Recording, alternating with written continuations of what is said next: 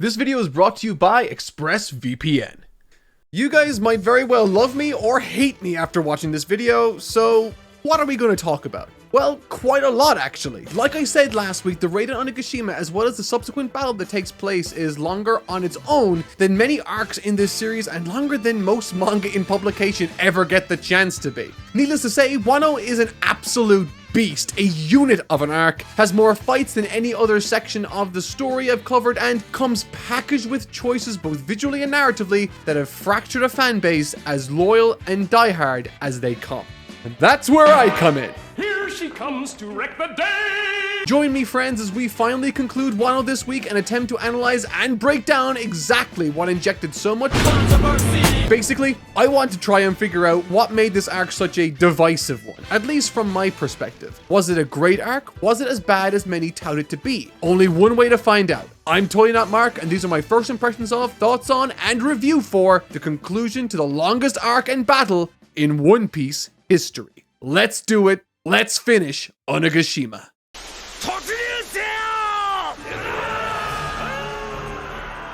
Okay, so I spent a large portion of last week's script sharing what I loved about the beginning of that raid, and I gotta say it's true to my experience. I did like the vast majority of it, save for one or two key aspects I had issues with, which I did share last week also. But this week, we're diving into material I am far more mixed on, so let's try and tackle this with an open mind, and let's try to do it in some sort of cohesive order. Luffy ends up losing to Kaido in his first tango with the great monster himself. Falling from the roof and ultimately the now floating island of Onigashima, all seems lost, leaving Yamato then being tasked with holding back his own father. This is a very cool moment in the series, and while the story does pick up again, this marks the beginning of a midpoint crawl for me. Waiting for Luffy. First off, let's clear something up. I am not saying nothing good comes from this choice to bench Luffy for a while. I love that the fact the crew's resolve isn't affected by this sudden shocking negative news, that they keep fighting because they know what Luffy is made of, but at the same time, in a similar way to how I felt during Death Note's second half, where there was a compelling story to be told between Near and Light, but there's all this extra stuff in between to distract us from that until Light and Near come together at the end to deliver the final finale, which is awesome, but that midpoint in that series is rough. That's sort of how I feel about Wano, at least in this particular section. And while this battle needs to have a bunch of different things happening all at once, when there's no movement on the main event and we're stuck in this obvious waiting period, I almost entirely lost interest until Luffy resurfaced. There are plenty of interesting moments with plenty of potential, like Momo's addressing to those in battle and Sanji carrying around wounded Zoro is always hilarious, but again, it all feels like padding to me. Now, this isn't to say that when Luffy isn't on screen, I'm bored. Far from it. I love Luffy as a character, but it's important for other characters to do their thing for many chapters without his story interrupting them. So that's not necessarily my issue. My issue is that the fight itself isn't even progressing in the background. We know as an audience that the main battle this arc is about is now on pause. We know they aren't suddenly going to affect any other battles. They aren't going to crash through a wall out of nowhere. We know that we are very much in a waiting phase for an indeterminate amount of time, waiting for Luffy to get back up, find his way to the roof, and then resume and pick things up where we left off. And if the action was something spectacular, something I was going to lose my mind over and get completely captured by emotionally or whatever, then fine. But it wasn't. Cluttered pages and lack of clarity. For the purposes of this critique, let me say that I'm aware I might be a unique case, but there's also a good chance that I'm not. I've touched on this countless times throughout my review series, and it's only gotten worse and worse as the series has soldiered on, unfortunately. At times, while I was reading this, simply turning a page to be greeted by a wall of text and dozens of panels crowding and cluttering the layout, it made me completely lose interest in reading any further. And it's not because I'm not interested in reading or because I don't find Oda's art interesting. Far from it. I love reading books, and Oda's artwork is eccentric and fun, but both of these two things don't come together very well and made for some really tough reading sessions for me. With this approach, I think, fundamentally stripping One Piece of the gravitas it could otherwise have had if it was laid out more clearly. And I mean this in the most sincere and earnest of ways, so allow me to explain what I'm trying to say. In filmmaking, animation, and even comic layouts, presentation is a monumentally important aspect in the creation process to consider. Whether you're writing a book or a script for a film, the key visual elements need to be clear for the readers or viewers taking in any given scene. Meaning, every scene needs context to some extent. We need to know where characters are specifically, where they are in relation to one another, and in particularly, within a battle, we need to know and understand the consequences of being in a specific location. Shows and stories are made and broken by this fundamental principle. Many thrive and many fall from grace potentially as a result. Game of Thrones has some terrific examples of both great and terribly conveyed battles. This is big brain time.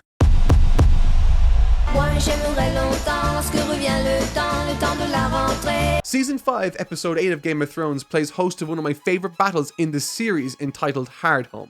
This battle, or massacre, while frantic and chaotic, never loses itself in the chaos and always keeps a clear track of the scene and the locations of any given characters within it. The set pieces are simple and clear to understand, with the goal clear in the minds of the characters and by association the viewers watching at home. The same can be said for Season 6, Episode 9's Battle of the Bastards in Game of Thrones, with that very conflict playing host to one of the scrappiest, most chaotic battles in the series itself, and it's one of my favorites. Starting out as a psychological battle with one life in the balance, quickly becomes a savage swarm of people struggling to make sense of the craziness they've been swept away in. It indulges in this craziness just long enough to capture the essence of the fight itself, but never for so long that we lose track of what's going on or taking place. And largely, this is true of One Piece's Onigashima towards the beginning, but One Piece keeps the craziness going for a very long time, and eventually I got a little lost. Season 8, Episode 3, entitled The Long Night, is one of a few episodes from Game of Thrones' final season that became marred as time soldiered on. Outside of some insane narrative choices, one of the main issues I have with this battle is how difficult it is to see and how damn boring it was as a result. A battle built up for 8 seasons, literally since Episode 1, Season 1, concluded in one dark, hard to see episode. Thankfully, however, One Piece doesn't have the same narrative problems, far from it, but when it came to conveyance, I genuinely had no idea where different characters were, and in many instances, totally lost interest in the villains they were fighting. The Tobiropos are a group of enemies our heroes need to defeat in order to win the day alongside Luffy, and I honestly couldn't tell you a single thing about most of them. I know one of them by name, and despite Oda going out of his way to give them all unique personalities, I just didn't feel like I spent nearly enough time to get to know them to justify how long they took to dispose of. But that's some negative stuff. I think it's time to move on to some positive stuff. Yamato holds off Kaido. Switching gears for a moment to something I enjoyed, let's talk about Yamato's involvement with the story. Despite only playing into this arc towards the back end, Yamato has received more characterization, flashbacks, and connection to the greater One Piece world than most of the characters introduced during Wano, and maybe even most of the story. Yamato knows he can't beat his father, but in the name of Odin, Yamato will hold off Kaido. This is pretty much the only fight during the middle section I had any interest in, despite it at times feeling quite stretched out. One moment issuing the challenge to Kaido, then disappearing for chapters and chapters, only to resurface for the end of a chapter stinger as a zone fruit user. Again, it looks cool, but even with this battle, a battle that I do very much like, it still feels like it's trying to stretch content for the sake of other less interesting fights to take place, or at least less interesting to me. Once it does, however, show up and spend time exploring the character of Yamato, it becomes more engaging and interesting. Bearing witness to Yamato's fabled meeting with Ace was a wonderful way to introduce the character to the story, while also tying him to key aspects of the greater world right off the bat. From this point, immediately I was inclined to lean in and listen to this character's scenes because of the connection, and due to that I became much more attached to them quicker. Furthermore, while spread out, the battle Yamato takes part in against Kaido is once again filled with flashback sequences offering up another peek into their past together, detailing the torture and punishment Kaido would lay before Yamato, forcing starvation upon him for long extended periods of time, which makes it all the sweeter when the battle works in his favor. Tama, Jinbei, and Robin. It's a nice idea to help change the tide of battle utilizing Tama's powers, but perhaps the best part of this downtime for me was the promise of something more foundational to the story being revealed. Not at all to do with Tama's scene, unfortunately, but during Jinbei's battle with Who's Who, we learn something feverishly interesting. A former member of CP9, he was imprisoned for failing to guard a certain fruit that fell into the hands of Shanks and ultimately our little stretchy boy, Luffy. Immediately, this woke me up from the disinterest I had typically been feeling during this section, and sprinkled across a number of chapters is this illuminating conversation between these two concerning the origin of Luffy's Gum Gum fruit, and of course, tell us of the sun god, Nika. Naturally, all of these components are connected, which I'll get into later, but for now, they were the only thing that kept me engaged when reading, and it's honestly very fascinating stuff. I love it when Oda does this stuff. Broadly speaking, I think this Tama, Nami, and Usopp storyline stuff is hindered more than any other part of this manga. There's plenty to enjoy with Zeus and Nami staying true to her convictions, not running away, but there's so much dialogue, and the layouts for this section, particularly in chapter 1018, are just awful for me to read. There's just so many panels, so many reactions, so much flavor text that I would normally greatly enjoy, but found at this point, particularly with my interest waning, that it directly affected my enjoyment.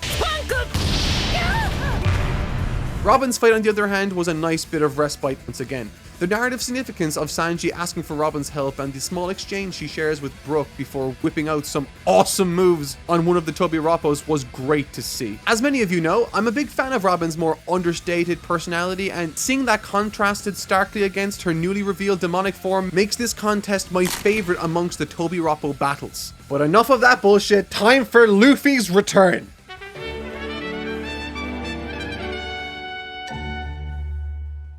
There's nothing more annoying than paying money for a subscription only to find out you're missing out on so much content just because of where you live. I just found out Crunchyroll has the entirety of Dragon Ball and Dragon Ball Z up for streaming, but it's blocked in my country.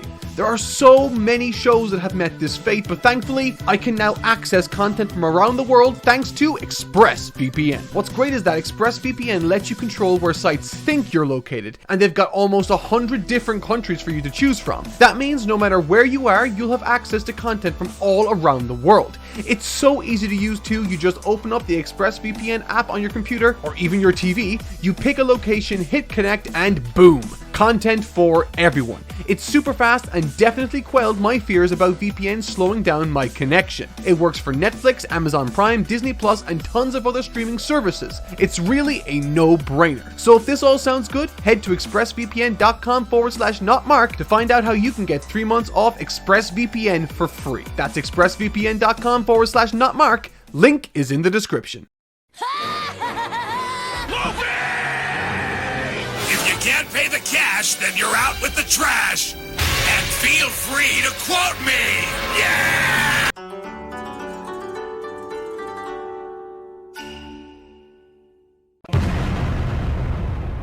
I've touched on this countless times since Punk Hazard, but Momo's journey throughout this story has been nothing short of incredible. And now that Luffy is back on the scene, pushing towards the finale, this is where the tale starts to pick up steam once again, thankfully.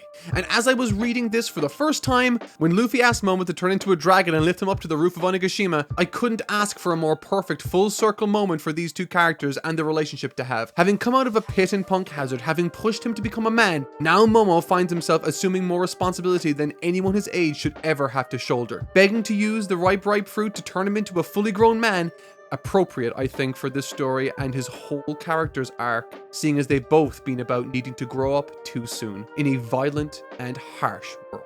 And the action is also so perfectly laced with so much of this wonderful characterization this series is famous for. Luffy coaches the increasingly confident but still timid Momo into battle with Kaido, eventually coaxing the now full-grown man in dragon form to bite his back, with Luffy exclaiming, "That's an Emperor of the Sea you just took a bite out of. Is there a single thing left in this world for you to be scared of?" That's just a wonderfully simple yet insightful Luffy line of dialogue only Oda could write, with him going on to proclaim, "Don't worry about Kaido, I guarantee I'll win. As long as I'm alive, I'll have infinite chances." This sort of character writing is exactly the type of inspirational and uplifting stuff I read this series for. Luffy's boundless confidence and conviction in his own abilities translates so powerfully in these moments, and Oda does a wonderful job of communicating that very aspect. Zoro and Sanji take on King and Queen.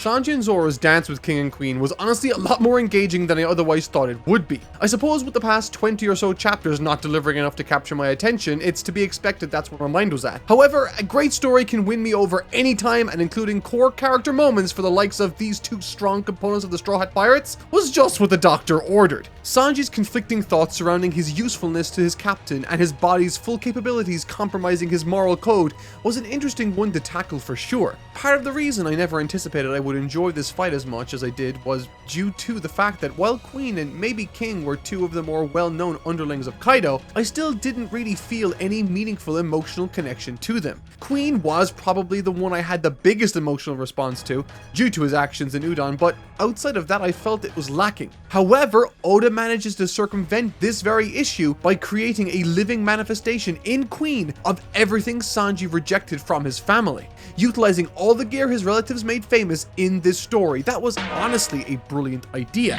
And while I do have issues with how this page makes itself known on the pages of physical manga, I think online it makes for not only a tremendous finish, but a fantastic final panel in this compelling fight. Of the chapters concerning these two, however, I believe I found Zoro's oddly enough to be the most compelling, particularly in chapter 1033. Unlike many other Straw Hat Pirates, Zoro has remained more of an enigma than pretty much any of them. A man of few words that allows his actions to speak for themselves. Getting the chance to peek behind that man of a few words and allow the picture to do all the talking was interesting to say the least. Learning the history of his blades and part of his origin to boot, with of course his battle with King revealing the henchman's true appearance, culminating in similar fashion to that of Sanji's bout, a superbly large and spectacularly composed spread. And I swear, okay, this will be the last time I'll mention the page layouts, but I think this one gripe I have is kind of interesting. I understand that more and more manga isn't read physically, and that's to be expected. It's expensive and takes up space, so while I anticipate manga to go the same way as records, cassette tapes, and CDs,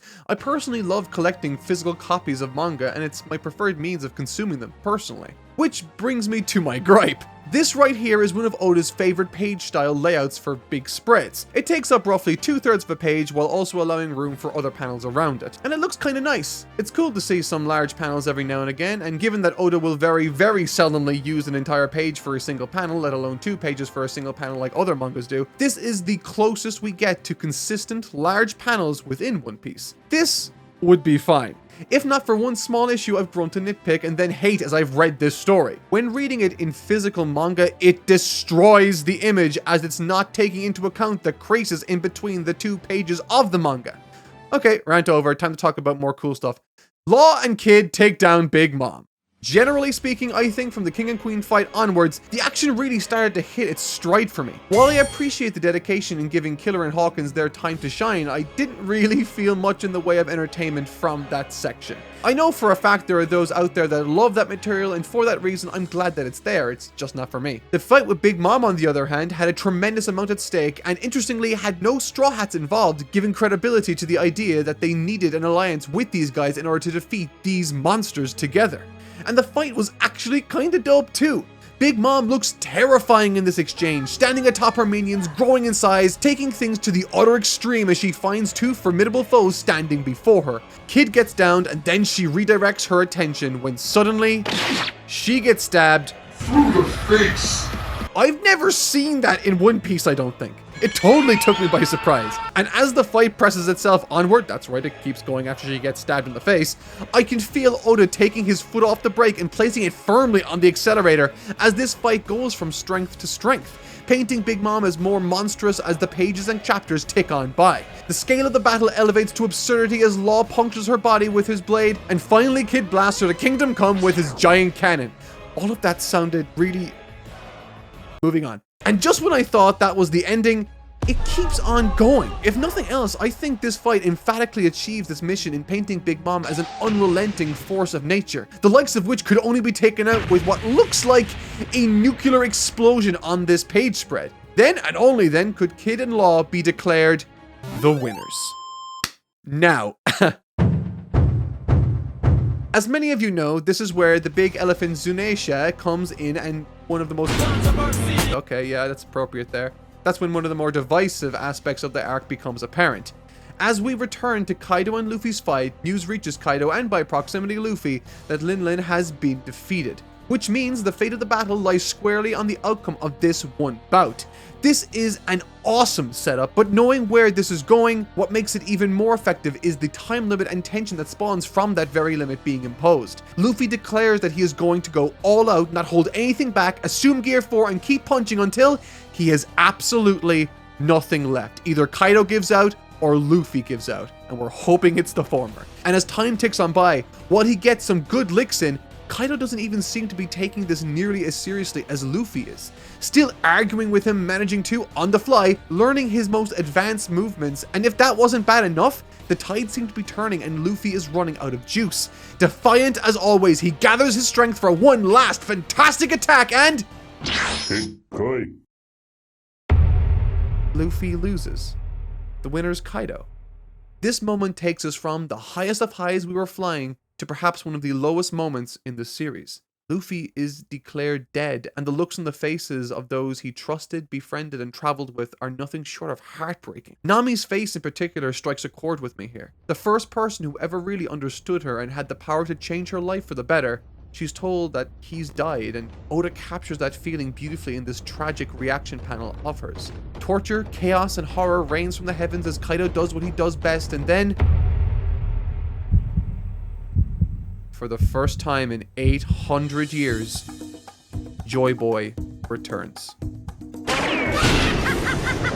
Gear 5. Luffy's Gear 5 was a form that gave me pause for a second. One that caused me to reflect upon the entire series and look at it perhaps in a new light. Now, communicating my complicated feelings surrounding this is going to be difficult without examples, and so I want to start this dissection of the form off by addressing what made one of my old favorites, the classic Super Saiyan form and transformation from 1991, so popular and interesting to millions around the world, even to this day. I think part of the reason Super Saiyan as a concept and form is so special resides largely in the contrast it creates between its raw strength and the sadness of its initial execution.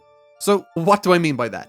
Well, in the very instant Goku achieves this form, he becomes, in effect, the personification of pain, loss, and retribution in the series, echoing the themes of the arc and indeed the broader story as it stood then, achieving a massive emotional and cultural effect around the world. This is all, of course, to say that while enjoying the surface level goodness that scene brandishes is okay, I think it's additionally important to consider the impact or thematic relevance this transformation or transformations like this offers the greater story a given character is undergoing. Naturally, it must look the part in order for it to be an effective marketing tool. However, if we decide to look past the gimmick and the capitalistic intent behind the design, narratively, there's a lot for us to either subconsciously or consciously latch onto here. Super Saiyan, as a form, comes from an individual reaching their breaking point, snapping mentally, letting oneself fall into an abyss of anger far beyond any rational thought. It's born of frustration and rage, lashing out uncontrollably, like trying to harness the power of the sun, if only for a moment. Visually, it was striking in its simplicity, but thematically, it was a rebirth amid immense trauma, an instant change that allowed the user to walk a dangerously fine line and wield a necessary strength to vanquish a formidable evil. In the case of Goku, that evil was Frieza, and there's something unbelievably cathartic about that. Following the success of that watershed moment from manga and anime history, like any other trope that becomes popular, hundreds and hundreds of other new stories sprouted from that newly fertile soil, trying their best to, in good faith, emulate or straight up copy the concept in the hopes of finding comparable massive successes. Some innovated on the idea and found tremendous success, while others didn't. However, now over 30 years later, it's easy to get lost in cliche expectations of what a transformation ought to be now. While Akira Toriyama tapped into a specific type of transformation through anger, the mechanism by which one transforms narratively is far less important than the narrative connection or story that it represents within the character itself. This is, again, all to say that one doesn't need to channel anger to faithfully apply this narrative technique. In fact, you could, in theory, do the exact opposite and see a similarly effective narrative result. Which brings me to Monkey D. Luffy's now somewhat... Okay, I swear that's the last time. His now somewhat controversial Gear 5 transformation.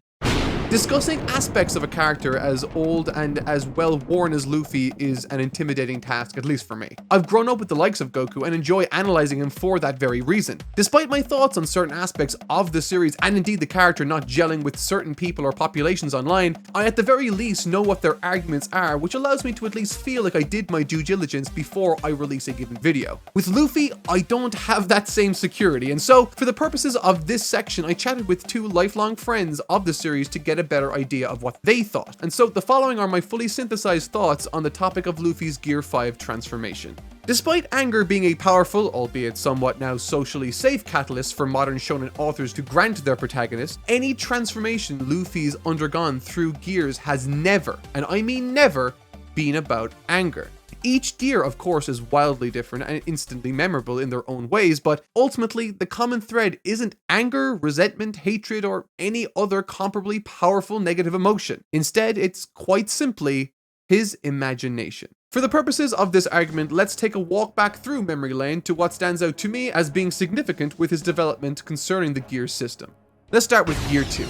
The very moment Luffy learned there was a trick to CP9's Soru or shave, he used his own imagination to craft a method of equating their speed. It might have been demonstrated and unveiled to us during a moment of tense significance similar to other more traditional shonens including Dragon Ball. However, the impetus for the Gear 2 technique being developed came from Luffy's ability to see what was possible and where he needed to be to match the competition. And every subsequent addition to his gear system followed suit, using his imagination to manifest his own destiny. He wanted to punch harder and therefore created Gear 3. Upon learning Haki from Raleigh during the time skip, Luffy incorporated it into his fighting style and created a new Gear 4 capable of taming the beast he was training against. Combating Cracker, he utilized his own size to generate more defensive power, a la Tank Man. Against Katakuri, he needed to go faster and did so by way of Snake Man. Every single time Luffy's development eventually produces something new, they have always come from his own ability to see what he needs and using his imagination cobbles together some solution from what he has available to him. And I think that's what's important here. It's not necessarily what he's responding to, but the fashion with which he responds to that thing. This is all again to say that Luffy's gears, at least as far as I can see it, aren't simply a power-up for the sake of making him stronger. They're a full-on example of his ingenuity to create and shape his body to fit the scenario and find a way to win. And in these instances, the limit was always his imagination. The more he learned, the broader his perspective grew, and ultimately the more fantastical his transformations became. To me, that's what Gear 5 is. It's a fantastic and fantastical culmination of everything Luffy is and always has represented in the story. Freedom, echoing precisely what he told Raleigh and Shaki on Sabaody way back, that he wants to live freer than anyone else. Furthermore, it's brilliant and somewhat appropriate, in my mind at least, that there's a population of people online that refers to Gear 5 as, quote, Toon Force. And I say appropriate because it's evocative of exactly the attributes that make imagination and the freedom to express and explore art so effective. I mean, what else broadens the scope of imagination more than cartoons? In Dragon Ball, Goku's sudden and abrupt transformation into the legendary Super Saiyan saw a once happy-go-lucky young man focused on lightheartedly improving himself through martial arts shift violently into a monstrous and terrifying force of nature. One that would aggressively bark at his own son to leave, and one that would strike fear into the most terrifying entity the universe itself had ever seen. Goku and Luffy have been compared quite frequently and are similar in many important ways. However, one of their many foundational differences comes in how their stories have their personalities interact with the world. Where Goku's story details his journey to surpass his personal limitations imposed by his own physical body time and again, Luffy specifically focuses on his ability to overcome limitations placed onto him by external forces, to brave the harsh and dangerous oceans that he himself can drown in, to broaden his horizons far beyond what modern man have ever seen, and to achieve true freedom no matter how dangerous it can be. And so, in the same way Super Saiyan represents Goku shattering his own previous physical limitations, this bombastic and fantastical Gear 5 form represents Luffy taking the freedom that he seeks for himself. Animation and comics, after all, have always pushed the boundaries of what is considered possible, and paying homage to that childlike wonder and joy is not only, I think, a brilliant move by Oda, but one that roots the story once again in the type of character writing I've praised throughout this ever-growing series of reviews, encapsulating everything someone named Joy Boy should represent in the hearts and minds of society, not only in the world of One Piece, but perhaps ours too. With it, in addition to that, heightening the thematic counterbalance between Luffy and Kaido to boot. I mean, to see this, you need look no further than this speech by Kaido himself. He says, "Abilities alone cannot conquer the world, because only Haki can transcend all." Kaido himself has internalized Haki as the be-all and end-all. As long as the battle was a 1v1 foundationally built around the strength of one's own willpower, Kaido was going to be the winner. He was the strongest 1v1 as he was touted as being. One should always bet on him. He conquers all. However, as Luffy has said many times in the past, he has never been, nor has he any intention of becoming, a conqueror. He was never about that, quote, "I'm not going to conquer anything. The one who is the most free is the Pirate King." The moment Luffy becomes the freest is when, haha, you don't think I noticed, but I noticed, you sneaky bastards. The moment Luffy becomes the freest is when his willpower is truly capable of matching Kaido's. And what does he say when he beats him? What does he say to defeat the mindset of the strongest in all of the world who believes equality is based around physical strength? Well, Luffy wants to create, quote, "a world where his friends can eat as much food as they want." In a battle of wills on top of the world itself, Luffy is the personification of boundless freedom and compassion, imagining a world that isn't just limited by his own enjoyment, but those of his friends. Of course, Kaido was always going to win a 1v1 brawl, but the whole point of this battle from the very beginning was that it wasn't simply a 1v1 contest, a battle of brawn. Luffy had always been supported and buoyed by the people around him. He gained strength from them, and there's no greater example of that being the case than this moment right here. If Luffy had done what so many other shonen protagonists had done and lashed out in a fit of traumatic rage against Kaido, surpassing his physical limits once again in order to overcome this monstrous individual, it would have, in my view, not only been massively bereft of any creativity or originality, but would have also been far less emotionally and narratively resonant with the rest of the story that has been told up until now. In the same way, Game of Thrones' Ramsay Bolton was quoted by saying, "If you think this has a happy ending, you haven't been paying attention." Echoing the realistic and tragic themes of its story, so too does Luffy echo the themes of his in his battle with Kaido through the very transformation mechanic popularized by Dragon Ball over 30 years ago. In response to the need he has to create a world for his friends to have enough food to eat, he imagines and manifests his own unique solution to that problem. And in the process of writing this, Oda himself managed to manifest a worthy modern interpretation of the classic shonen transformation popularized all those years ago. In my honest opinion, I think this transformation fits One Piece better than perhaps any other. And so, in effect, one could say that this transformation, Gear 5, could be the most thematically resonant transformation the One Piece series has ever seen. But that's just my take. Victory.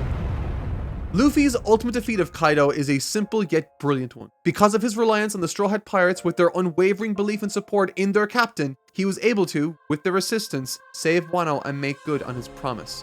Whereas, on the other hand, Kaido's ranks are full of dissension and betrayal through the likes of his so-called alliances. All in all, I am very happy with the conclusion to this one. With the final speech to the people of the Flower Capital coming from the young at heart Kozuki Momonosuke, echoing his father's beliefs, the words his people needed to hear, and giving me shivers in the process, it was a spectacular speech, and furthermore a terrific reveal of what he in fact looks like. I've speculated for quite a bit during my now very long series of reviews concerning this very arc itself that once the dust does settle on Wano and the day is won, the world outside would be very, very different. And I think it's really cool to see that they're making use of that device in the story. With new bounties being announced, the world government scrambling, people trying to attack Wano now that Kaido is gone, it all paints a picture of a much more aware and wild world ready for Luffy and his crew to arrive. Particularly now seeing as he's one of the 4 emperors of the sea.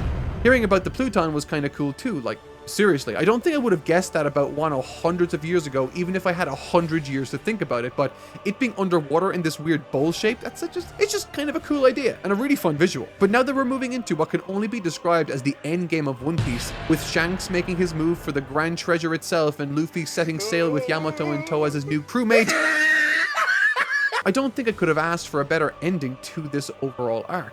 And I think my experience with Wano has been brilliant overall. Despite the midpoint of the raid itself being extremely slow and dry, in my opinion, with paneling that Nico Robin would have trouble deciphering, okay, maybe that was a bit too, was that too far? Maybe it was too far. I genuinely had a very good time reading this arc over the last couple of years. I can now safely say that I've been a fan of this series for years.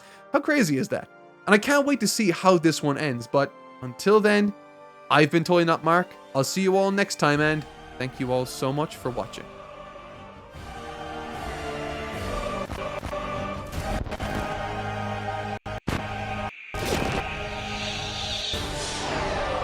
This is